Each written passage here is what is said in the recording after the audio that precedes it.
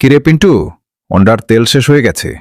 আর বলিস না মন্টু, তেলের যে দাম বেড়েছে, কি যে করি।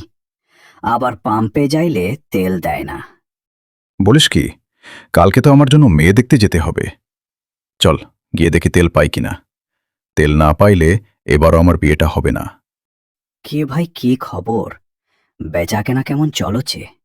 তেল কি একটু দেওয়া যাবে? আমার বন্ধু মন্টুর জন্য মেয়ে দেখতে যেতে হবে। আর বলবেন না ভাই, তেল তো এখানে নেই।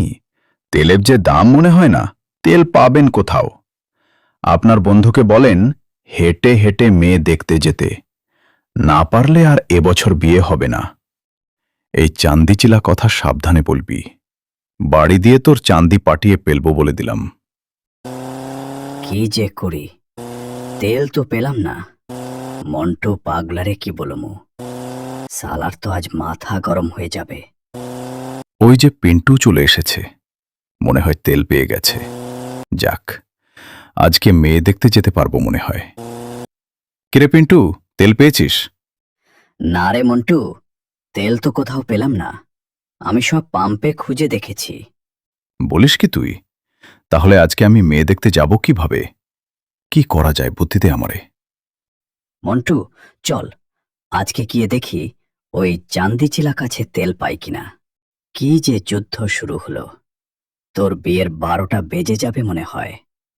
ওই পিন্টু আজকে শালার চান্দিচিলাকে এমন ভয় দেখাবো, শালা চান্দিচিলা তেল তো দিতেই হবে। এই শালা চান্দিচিলা দ্বারা তোর আজকে খবর আছে বলে দিলাম। আজকে যদি তেল না পাই, তাহলে তোকে মেরেই পেলব। তাড়াতাড়ি তেল দে। যদি আজকে তেল না দিস, তাহলে একটা লাথি মেরে ওই পাশে পেলে দিব। কি, তুই আমাকে মারতে এসেছিস? তোকে তো আমি কখনো তেল দিব না। কি করবি তুই হে, কি করবি?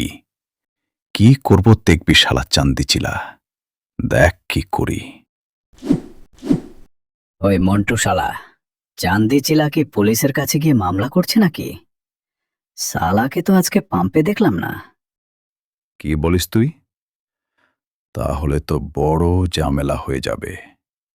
শালা চান্দিচিলা যদি সত্যি মামলা করে দেয়, তাহলে তো এই বিয়েটাও ভেঙে যাবে।